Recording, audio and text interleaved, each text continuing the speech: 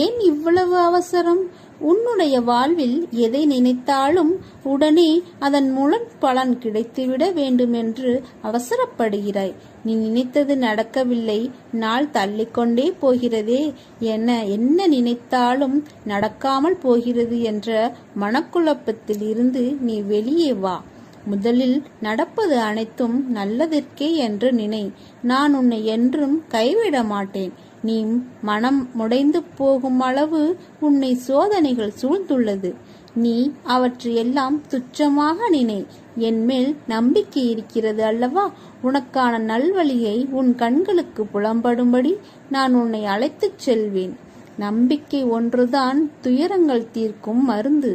முதலில் நம்பிக்கை தைரியத்துடன் இருந்த உனக்கு இப்போது நம்பிக்கை குறைந்து விட்டது. நீ அனுபவிக்க வேண்டியது அனுபவித்துதான் ஆக வேண்டும். பதற்றப்படாதே, பயப்படாதே. நான் உன்னோடு தான் இருக்கிறேன். நம்பிக்கையோடு நீ உன் கடமையை செய். உனக்கான அந்த நல்ல நாள் நிச்சயமாக உன்னை தேடி வரும். மகிழ்ச்சி, ஆரோக்கியம், நற்பெயருடன் எல்லா செல்வ வளங்களையும் பெற்று சீரு சிறப்புமாய் வாழ்வாய். அதற்கு நான் பொறுப்பு. உன் துயரங்கள், வியாதிகள், கடன் சுமைகள் அனைத்தும் உன்னை விட்டு விலகும். கூடிய விரைவில் நீ விரும்பும் எண்ணங்கள் நிறைவேறும். செல்வம் பெருகும். உனது வளர்ச்சியையும் நீ மகிழ்ச்சியாக இருப்பதையும் பார்ப்பதற்கே நான் உன்னோடு வந்து கொண்டிருக்கிறேன். துயரங்களின் தாக்கத்தை தாங்க முடியவில்லையே என்று புலம்பாதே. உன் பாரத்தின் பெரும் பகுதியை நான் சுமந்து கொண்டுதான் இருக்கிறேன். உன்னை நான் எந்த நேரத்திலும் கைவிட மாட்டேன். நிழலாக என்றும் உனக்காக நீ செல்லும் இடமெல்லாம் ஏதாவது ஒரு ரூபத்தில் அப்பா நான் உனக்கு துணை இருப்பேன். என் வார்த்தைகள் மீது நம்பிக்கை வைத்து செயல்படு. எல்லாம் நல்லதாகவே நடக்கும். உனக்காக இறங்கி வந்திருக்கிறேன். என்ன குழந்தாய், சௌக்கியமா? என் சௌக்கியத்தை நீதான் பார்த்து கொண்டிருக்கிறாயே பாபா என்கிறாயா? எனக்கு மட்டும் ஏன் இந்த கஷ்டம்? பலவித பிரச்சனைகள் சூழ்ந்து கொள்ள இரவு முழுவதும் அழுது புலம்புகிறேனே. எத்தனை காலம்தான் இந்த துன்பமும் துயரமும்? இதற்கு விடிவே இல்லையா என்று ஆதங்கத்தோடு என்னை கடிந்து கொள்கிறாய். சில சமயங்களில் தற்கொலை செய்து கொள்ளலாமா எனவும் நினைக்கிறாய். உன் மனவேதனைகள் ஒன்று சேர்ந்து சோர்வை தருகிறது. உன் முகம் வாட்டமாகி விடுகிறது. உன் குறைகளை அடுத்தவரிடம் சொல்ல நினைக்கிறாய். சொல்ல முடியாது தவிக்கிறாய். சில சமயம் சொல்லியும் புலம்புகிறாய். உதவிக்கு யாருமில்லை, புரிந்து கொள்வார் யாருமில்லை என்று ஆதங்கப்படுகிறாய். உதவிக்கும் புரிந்து கொள்வதற்கும் நான் இருக்கிறேன். ஒன்று நினைவில் வைத்துக்கொள். தாங்க முடியாத கஷ்டத்தை என் குழந்தைகளுக்கு நான் ஒருபோதும் தருவதே இல்லை. தன் மகன் கண்ணீரும் கம்பளையுமாக நிற்கும்போது, தன் மகன் நிற்கதியாய் அழும்போது எந்த தந்தையாவது மகிழ்வானா? உன்னோடு உன்னில் நானும் அழுகிறேன். தைரியமாக போ. எதையும் தாங்கிப்பார். வாழ்ந்து விடலாம். இந்த சாயி உன் பின்னாலும் உனக்கு முன்னாலும் பக்கவாட்டிலும் சூழ்ந்து கொண்டு உடன் வருகிறான் என்பதை நினைவில் கொண்டு என் பெயரை உச்சரித்து வா. அனைத்தும் சுபமாக முடியும். அனைவரும் கைவிட்டு விட்டார்கள் என்று நீ எண்ணும் வேளையில் உனக்கு துணையாக நான் என் கரம் எப்போதும் உன்னை பிடித்து கொண்டே இருக்கும். உனக்குள் எல்லையற்ற ஆற்றல் ஒளிந்து உள்ளது. அதை உன்னிலிருந்தே வெளிக்கொண்டு வா. கடவுளின் கரம் உன் கண்ணுக்கு தெரியாமல் உன்னை பிடித்து கொண்டிருக்கிறது. தைரியத்தை வரவழைத்துக்கொள். வாழ்க்கையில் பெரிய வெற்றி உனக்காக காத்திருக்கிறது. என்னால் முடியவில்லை என்கிறாயா? உனது மனதை சாய் பாதங்களில் சமர்ப்பித்துவிடு. நான் தான் செய்கிறேன், நான் தான் கஷ்டப்படுகிறேன் என எப்போதும் நான் என்ற எண்ணம் வருவதை தவிர்த்து நல்லதோ கெட்டதோ அவர் செய்கிறார், அவர் பார்த்து கொள்வார் என்றிரு.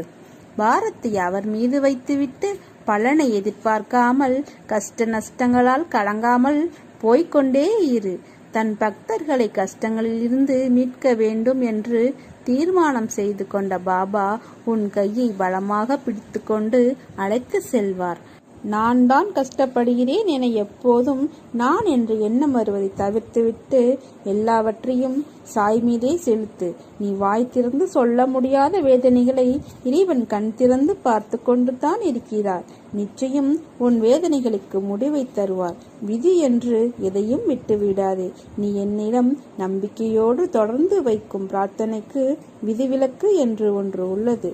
எல்லாவற்றையும் சாயே பார்த்து கொள்வார். உன் எண்ணங்கள் நிறைவேறும் காலம் வந்துவிட்டது. நீ என்றுமே மற்றவர்களின் உடல் பலம் பணபலத்தை கண்டு அஞ்சாமல் எது வந்தாலும் ஏற்கும் பக்குவத்தை வளர்த்துக்கொள். உன்னிடம் திறமையில்லை என்று யார் சொன்னது? முதலில் நான் ஜெயிக்க பிறந்திருக்கிறேன் என்ற நம்பிக்கையுடனும் விடாமுயற்சியுடனும் நீ செயல்படு. எதை விடாமுயற்சியுடன் தேடுகிறாயோ அதை நிச்சயம் நீ அடைவாய். பாம்பின் பற்களில் விஷமிருந்தாலும் பாம்புக்கு அதனால் சிறிதும் தீங்கில்லை, அது இறப்பதும் இல்லை. ஆனால் பாம்பு எதையாவது தீண்டினால் தீண்டப்பட்டதற்கு அந்த விஷம் தீங்கு செய்கிறது. அதை போலத்தான் தீய எண்ணம் கொண்டவர்களும். எனவே கெட்டவர்களுடன் சேராதே. செம்பொன்னிற்கும் பித்தளைக்கும் உள்ள வேறுபாடு உரைக்கல்லில் உரைப்பதால் தெரிய வரும். அதுபோல நல்லவரையும் தீயவரையும் அவர்களுடைய செயல்பாடுகளால் அறிந்து கொள்ள முடியும். விவேகமும் வைராக்கியமும் இல்லாமல் வாழ்க்கையில் வெற்றி பெற இயலாது.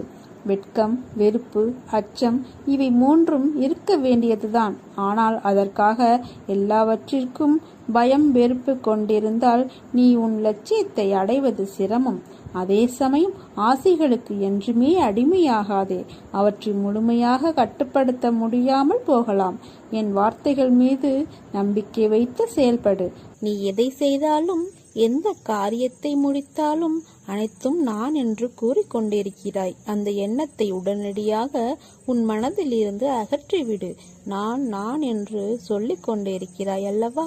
அந்த நான் யார் என்று சற்று உள்ளே பாரேன். இந்த நான் என்னும் எண்ண விருத்தி எங்கிருந்து வருகிறது என்று கவனத்தை உள்முகமாக திருப்பு. இந்த உடலை நான் என்று சொன்னால் தூக்கத்தில் உடலை குறித்த நினைவு இல்லையே. ஆனால் சுகமாக தூங்கினேன் என்று மறுநாள் சொல்கிறாய். அப்போது இந்த தூக்கத்தை யார் அனுபவித்தது? விழித்திருக்கும் போதும் இந்த நான் உள்ளது. உடலும் உலகமும் மறைந்த தூக்கத்திலும் இந்த நான் என்பது இருக்கிறது.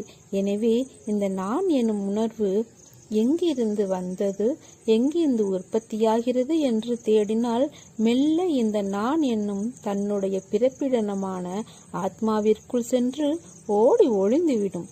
நான் தான் என்ற அகந்தையை அகற்றுங்கள்.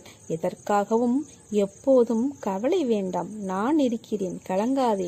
நான் உன்னை கைவிட மாட்டேன். இந்த சாய்பாபா உன்னை கைவிட மாட்டேன். அவமானப்படும் போது அவதாரம் எடு, வீழ்கின்ற போது விஸ்வரூபம் எடு, புண்படுகின்ற போது புன்னகை செய்.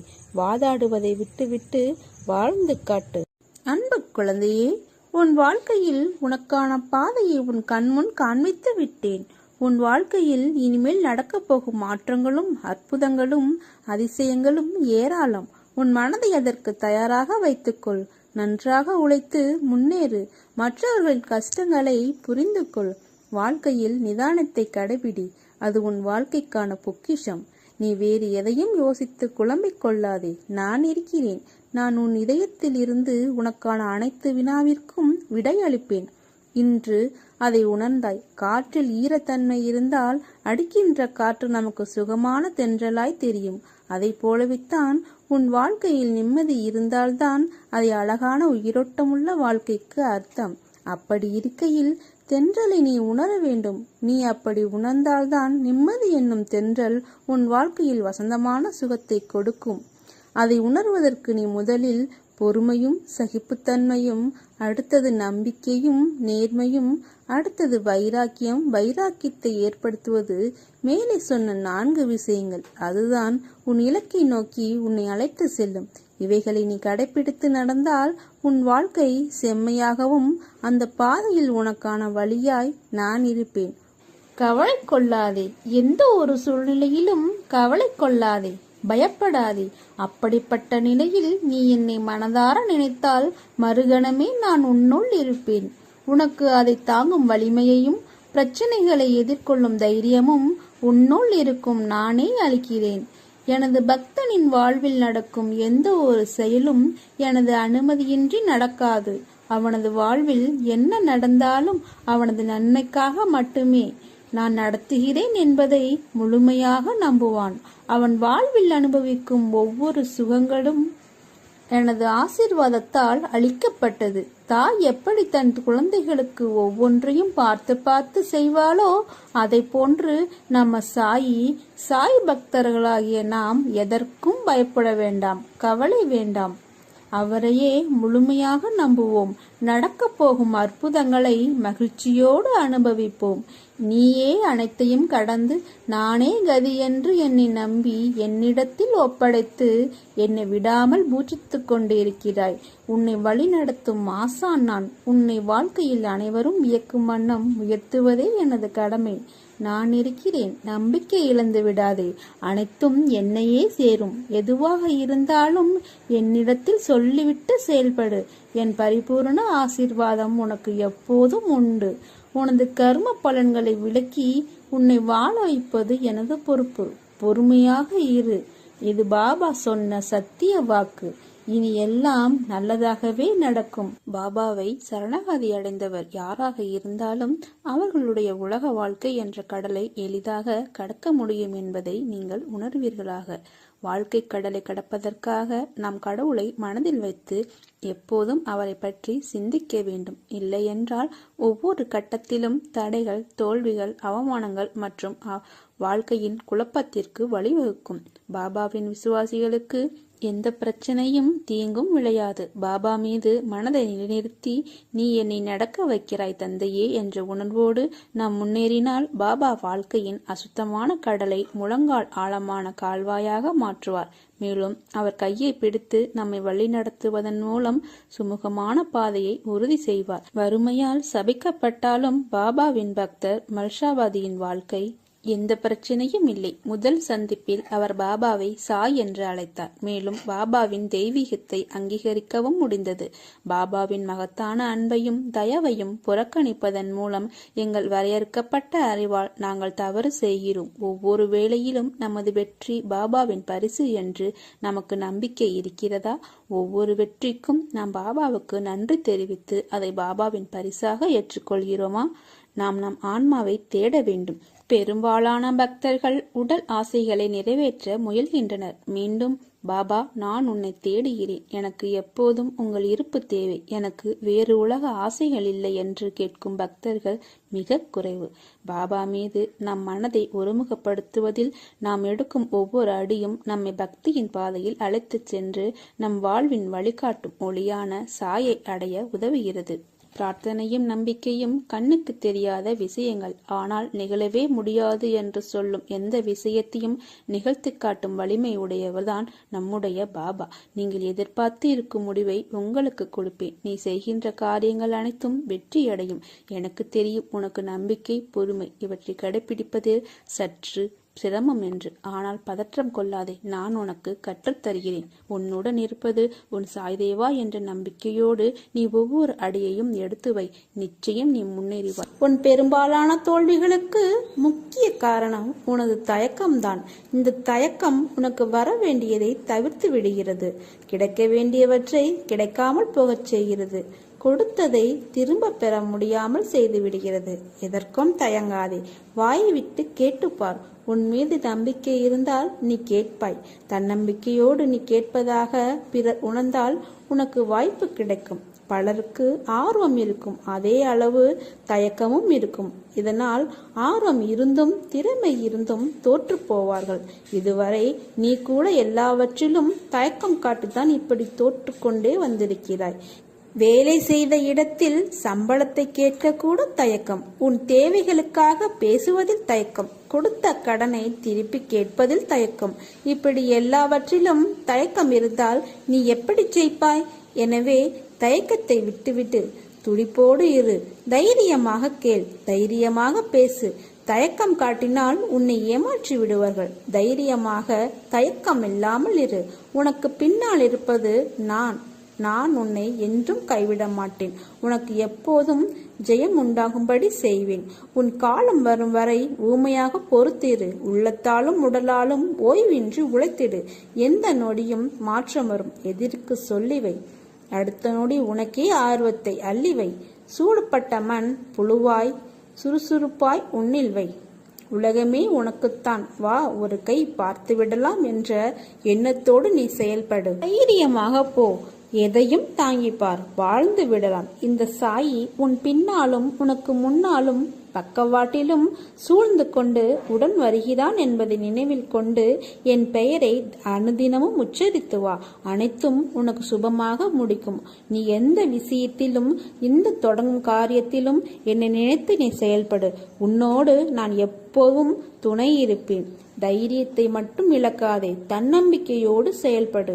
உனக்கு தைரியம்தான் முக்கியம். நீ எதில் தயக்கம் காட்டினாலும் அதற்கு உனக்கு தோல்வியே கிடைக்கும். அதனால் தயக்கமின்றி தைரியத்தோடு செயல்பட முடிவெடு. உன்னால் முடியும், உன்னால் மட்டுமே முடியும் என்று நினைத்து கொண்டே இரு. நம்பிக்கையோடு இரு. உன் பின்னால் இருப்பது உன் சாயப்பா. நான் என்றும் உனக்கு துணை இருப்பேன். சாயிருக்க பயமேன் என்று சொல்லிக்கொண்டே தயக்கமில்லாமல் செரு. தடைகள் எல்லாம் தகர்த்து வெற்றி அடைவாய். யார் எதை வேண்டுமானாலும் சொல்லட்டும், கவலைப்படாதே.